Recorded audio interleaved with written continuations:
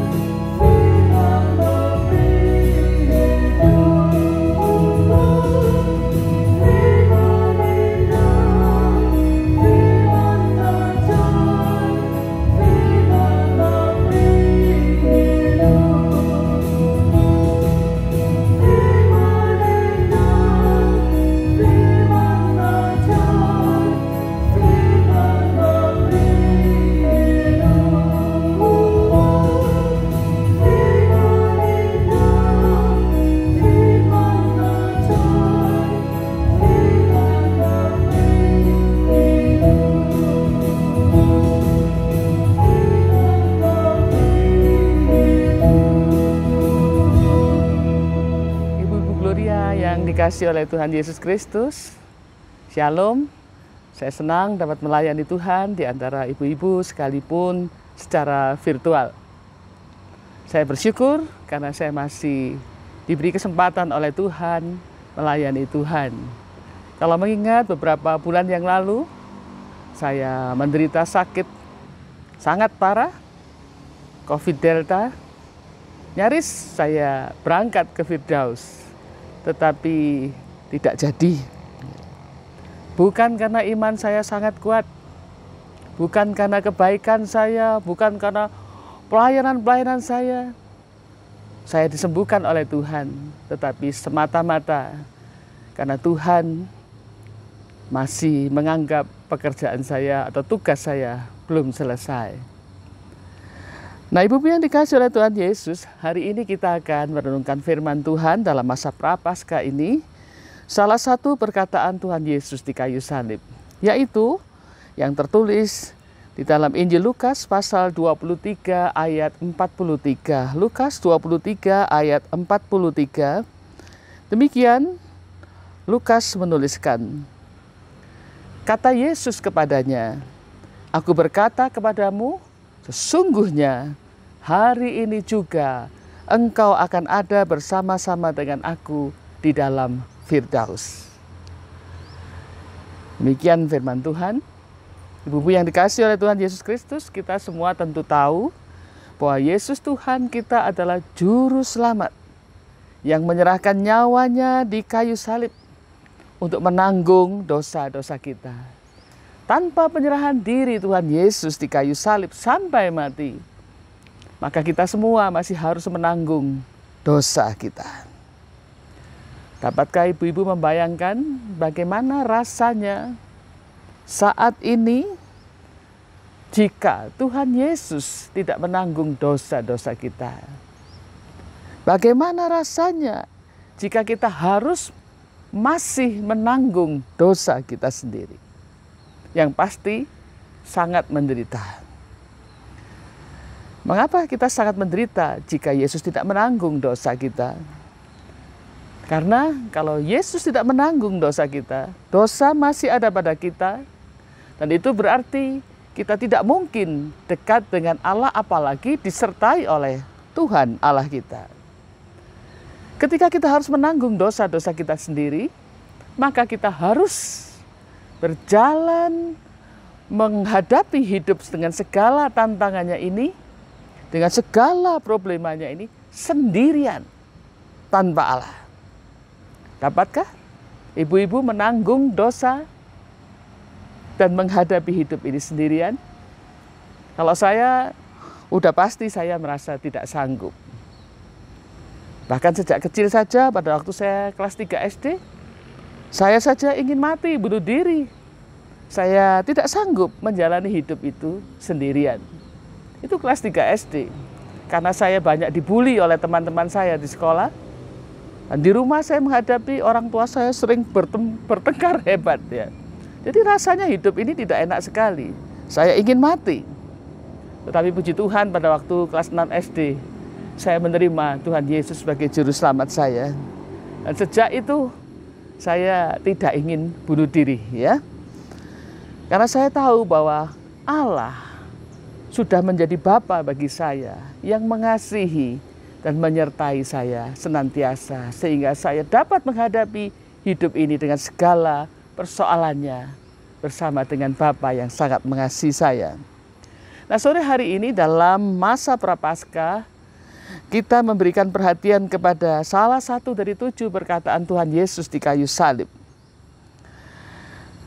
Di kanan kiri Yesus disalibkan juga 2 orang, dan kedua-duanya adalah penjahat, ya. Kalau kita membaca ayat 33, di sana dikatakan mereka menyalibkan Yesus di situ, dan juga kedua orang penjahat itu. Jadi pasti di kanan kiri Yesus itu yang disalib adalah penjahat. Lalu ayat 41, salah satu penjahat itu mengakui bahwa mereka memang jahat, ya.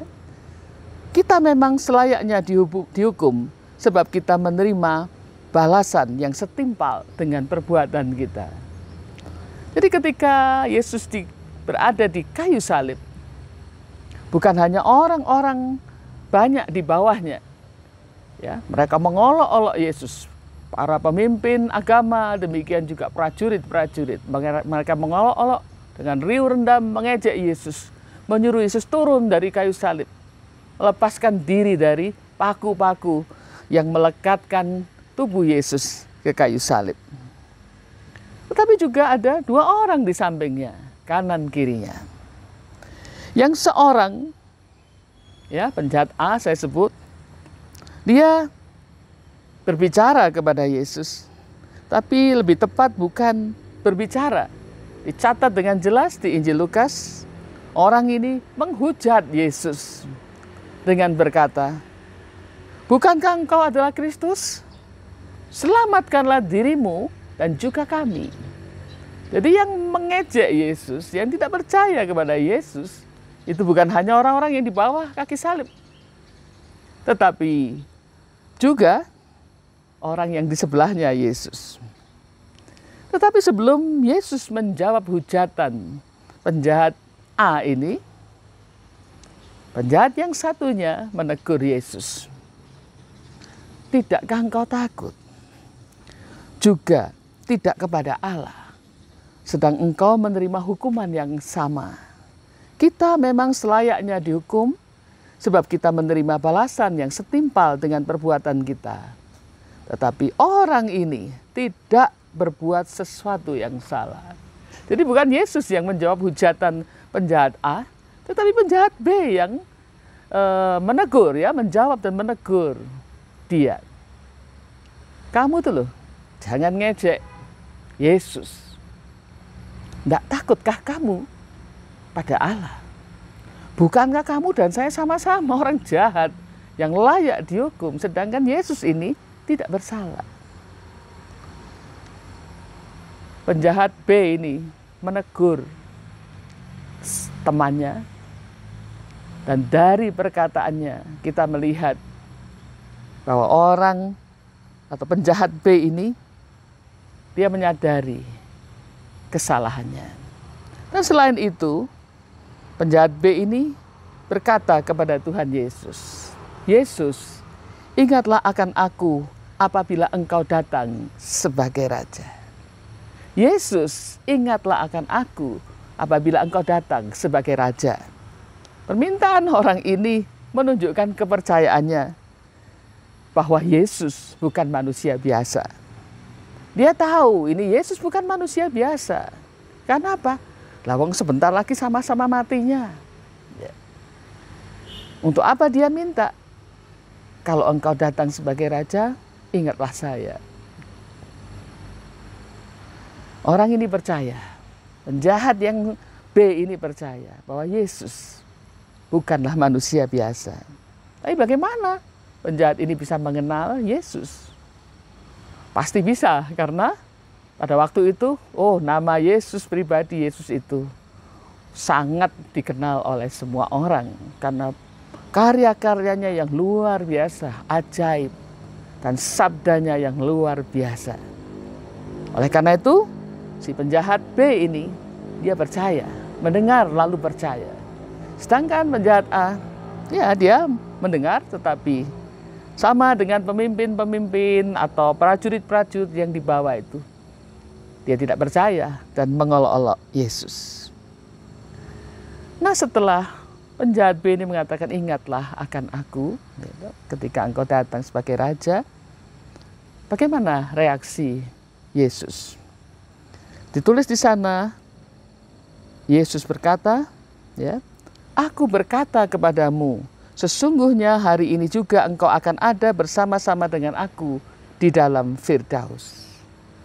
Tidak tunggu lama, Yesus nanti kalau saya datang ya sebagai Raja. Tidak, Yesus selalu mengatakan, hari ini juga kamu akan bersama-sama aku, ya, berada di dalam Firdaus.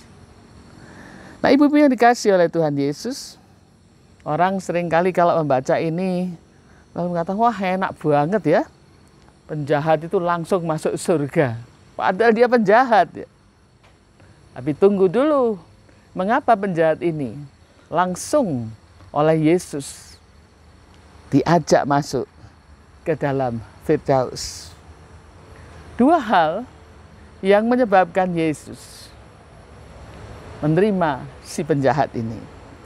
Yang pertama, penjahat ini, ya penjahat B ini, dia sadar akan keberdosaannya. Saya ini layak dihukum, saya ini penjahat. Dia sadar dan mengakui keberdosaannya. Itu hal yang penting, yang harus ada pada manusia. Sadar keberdosaan kita di hadapan Allah. Nah ibu-ibu, apakah kita sadar akan keberdosaan kita?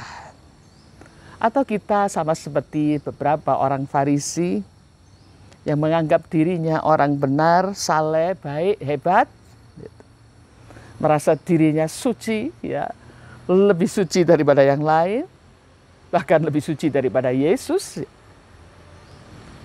Bahkan saya, ya, kadang-kadang mendengarkan orang berkata, ya sepatutnya lah Tuhan memelihara saya. Seharusnya lah Tuhan memberkati saya. Saya ini orang yang banyak berkorban. Saya ini baik. Saya ikut melayani Tuhan sejak muda, miskin sampai sekarang. Saya tua, kaya raya. Saya tetap melayani Tuhan. Jadi saya layak untuk diberkati, disembuhkan, ditolong oleh Tuhan. Wah, berani sekali ya. Ibu-ibu ingatlah bahwa kita ini semua adalah orang berdosa yang ditebus oleh kematian Tuhan Yesus. Apa yang kita lakukan dan korbankan untuk Tuhan dan sesama adalah suatu kewajaran. Suatu hal yang bukan kelebihan atau kehebatan. Tetapi sewajarnya lah kita yang telah ditebus, yang telah dikuduskan oleh Tuhan Yesus, ya sewajarnya kita melayani Tuhan, bahkan memberikan seluruh hidup kita kepada Tuhan Yesus. Nah, bukankah kita tidak layak untuk merasa diri orang yang patut untuk dipelihara? Tuhan layak untuk menolong. Tuhan seharusnya wajib untuk menolong kita. Seharusnya lah kita tidak menyombongkan diri di depan sesama atau menuntut Tuhan untuk melakukan apa yang kita mau karena kita merasa kita berhak mendapatkannya. Bukankah seharusnya memiliki spirit seperti penjahat B ini? Datang kepada Tuhan, mengakui keberdosaan kita, mengakui kerendahan kita, ketidaksempurnaan kita di hadapan Tuhan. Dan di hadapan Tuhan kita mengakui dengan tulus bahwa tanpa Tuhan we can do nothing. Tanpa Tuhan we have nothing. Tanpa Tuhan kita reach nothing, right? Tanpa Tuhan kita tidak bisa melakukan apa-apa. Tanpa Tuhan kita tidak memiliki apa-apa. Tanpa Tuhan kita tidak bisa mencapai apapun yang baik, apalagi yang benar dan yang bernilai kekekalan. Kita perlu memiliki hati yang mengakui keberadaan kita, kerendahan kita di hadapan Tuhan. Kesadaran akan keberdosaan, kelemahan, keterbatasan kita di hadapan Tuhan adalah hal yang diinginkan Tuhan dari kita manusia. Hal yang kedua yang dilakukan oleh, yang dihargai Tuhan ya pada diri penjahat B ini sehingga Tuhan menerimanya dan mengajaknya masuk ke dalam Firdaus, yaitu penjahat B itu percaya dan mempercayakan diri sungguh kepada Tuhan. Ya. Dan itu yang juga Tuhan cari dari kita, percaya dan mempercayakan diri kita kepada Tuhan Yesus. Penjahat B tadi percaya dan mempercayakan diri kepada Tuhan, karena itu dia mengatakan, ingatlah akan aku ya Tuhan, ya Yesus, ingatlah akan aku.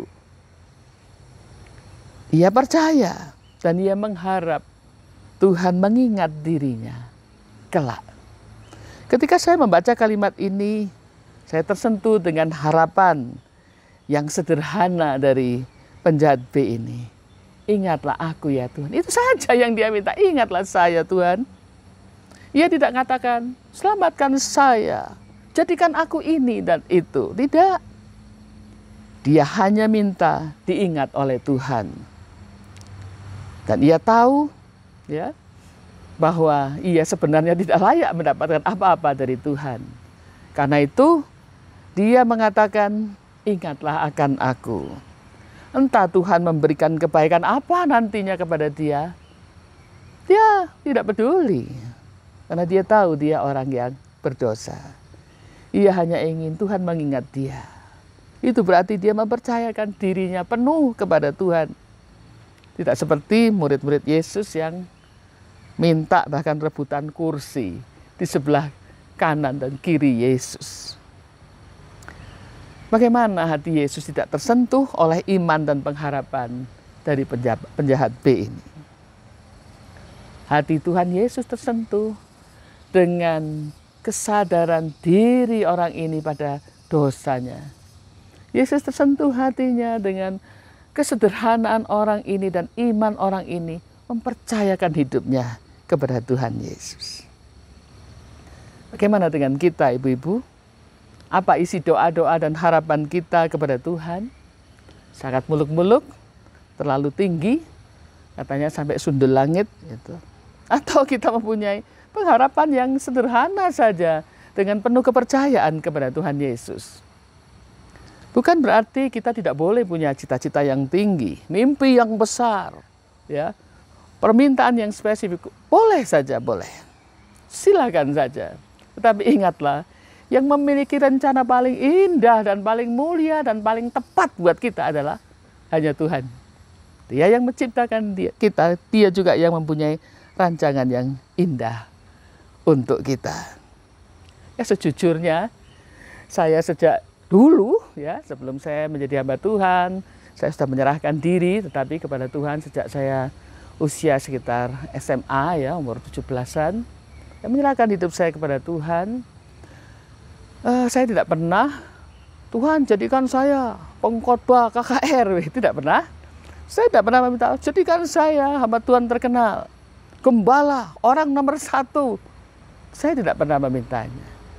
Hal yang saya minta ya sederhana saja. Tuhan, pakailah saya untuk jadi berkat bagi orang banyak dan memuliakan nama Tuhan. Itu saja. Tuhan mau jadikan saya apa saja, ya terserah. Tuhan yang tahu yang cocok buat saya itu untuk bisa jadi berkat banyak bagi orang lain itu apa. Saya nggak tahu apa yang cocok untuk saya. Di posisi apa saya harus diletakkan, saya nggak tahu. Saya hanya bilang, saya hanya ingin hidup saya menjadi berkat bagi banyak orang. Bukan berarti itu doa tanpa iman. Tapi justru karena saya percaya penuh dan berserah penuh pada Tuhan. Tuhan mau apa? Dalam diri saya, melalui diri saya, silahkan. Dan ternyata Tuhan menaruh saya pada posisi-posisi yang cukup berpengaruh. Jadi mengenai isi doa, saya serahkan pada ibu-ibu sekalian. Silahkan berdoa mau minta apa. Tapi kalau untuk diri saya, pribadi saya mempercayakan hidup dan masa depan saya kepada Tuhan. Tuhan tahu apa yang baik untuk saya. Tuhan tahu bagaimana menjadikan saya berkat banyak bagi orang banyak. Nah, ibu-ibu yang dikasihi oleh Tuhan Yesus Kristus, Yesus berkata, hari ini juga kamu akan bersama-sama aku di Taman Firdaus. Tidak tunggu lama, tidak tunggu besok, tidak mengatakan, ya nanti ya kalau saya datang sebagainya. Tidak. Saat itu juga Tuhan mengatakan, kamu bersama aku di Firdaus. Ibu-ibu yang dikasihi oleh Tuhan Yesus Kristus, marilah kita bersama-sama mempercayakan hidup kita, masa depan kita kepada Tuhan. Saya yakin kita semua ingin supaya Tuhan juga berkata kepada kita, aku, ya, hari ini kamu akan bersama-sama aku di dalam Firdaus. Saya yakin kita semua ingin, saya juga ingin bersama Tuhan di Firdaus. Tapi tentu saja, Kalau soal kata hari ini juga, kita semua pasti bilang, jangan hari ini Tuhan. Ke Firdausnya sih oke, tetapi jangan hari ini. Saya masih ingin melakukan banyak hal sebagai tanda cinta saya dan kepercayaan saya kepada Tuhan. Nah, ibu-ibu yang dikasihi oleh Tuhan Yesus, kasih Tuhan Yesus itu luar biasa. Dan kita melihatnya pada diri penjahat itu. Sekalipun dia melakukan hal-hal yang jahat, tetapi ketika dia merendahkan dirinya, mengakui keberdosaannya, lalu menyerahkan hidupnya dalam kepercayaan kepada Tuhan Yesus, Tuhan mengangkat dia. Di masa Prapaskah ini, mari kita melihat ke dalam diri kita. Apakah kita adalah orang yang sadar akan keberdosaan kita di hadapan Tuhan? Orang lain mungkin tidak tahu apa yang kita lakukan di dalam hati kita, di dalam pikiran kita. Tetapi Tuhan tahu semua. Dan apakah kita sadar akan keberdosaan kita di hadapan Tuhan? Lalu mari kita juga melihat ke dalam diri kita sendiri. Apakah yang sedang kita harapkan dari Tuhan untuk diri kita? Apakah yang sedang kita perjuangkan dan kita harapkan dari Tuhan tentang keluarga kita, pelayanan kita, pekerjaan kita? Untuk kemuliaan, kesuksesan, kenyamanan kita saja? Atau untuk kemuliaan Tuhan Yesus Kristus yang telah berkorban bagi kita? Di masa Prapaskah ini, mari kita melihat ke dalam diri kita sendiri. Lalu kita menyelesaikannya dengan Tuhan untuk mempersiapkan hati kita memperingati hari kematian dan kebangkitan Tuhan Yesus. Amin. Kita akan berdoa. Tuhan, kami ini orang berdosa, hanya bisa menjadi kudus karena pengorbanan-Mu. Bawalah kami ke tempat Engkau berada pada waktunya. Tetapi sebelum waktunya tiba, kami ingin menyatakan syukur dan cinta kami kepadamu melalui pelayanan kepada keluarga, pelayanan kepada saudara seiman dan sesama. Kami ingin melayani Tuhan dengan tulus untuk kemuliaan Tuhan dan bukan untuk kemuliaan diri kami. Kemuliaan komisi perempuan, bukan untuk kemuliaan gereja, tetapi sungguh untuk kemuliaan nama Tuhan Yesus dan untuk menyenangkan hati Tuhan Yesus, Juru Selamat kami saja. Haleluya. Amin. Tuhan memberkati kita semua. Ibu-ibu terkasih, kita sudah mendengar firman Tuhan. Mari kita bersama-sama memohon kepada Tuhan untuk menolong kita, memampukan setiap kita, dan memeteraikan firman Tuhan yang kita dengar hari ini di dalam hati kita. Mohon Tuhan menolong setiap kita juga untuk menghidupi, agar kita mampu menghidupi firman itu di dalam keseharian kita. Merespon firman Tuhan yang sudah kita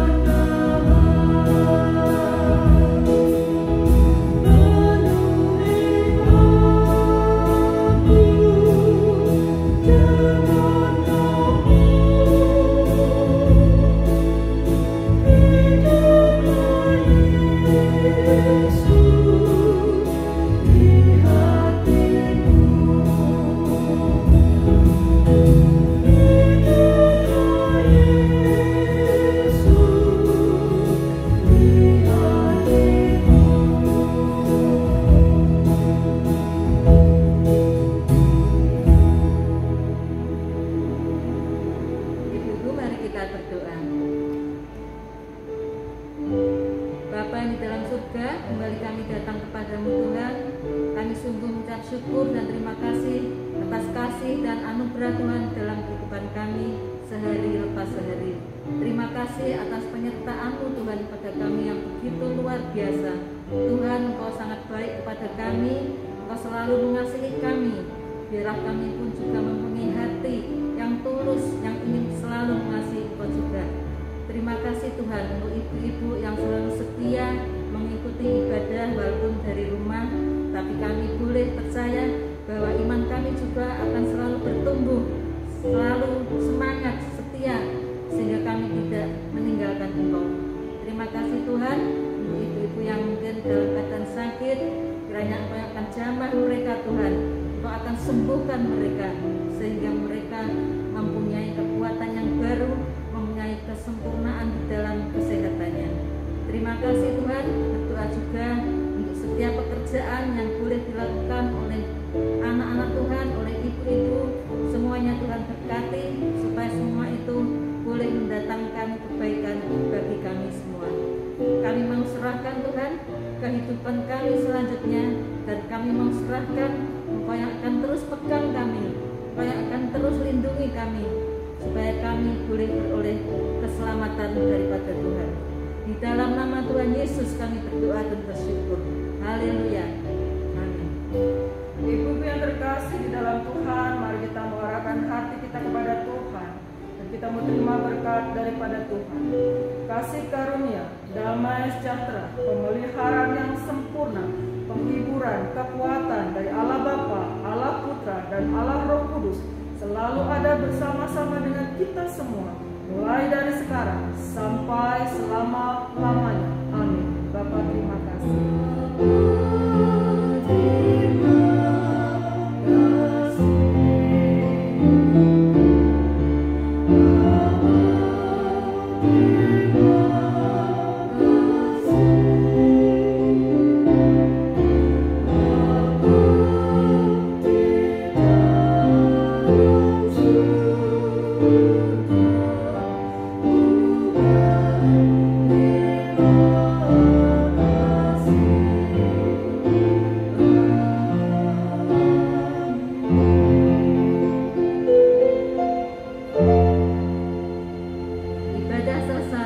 Sampai jumpa di ibadah selanjutnya. Tuhan Yesus memberkati.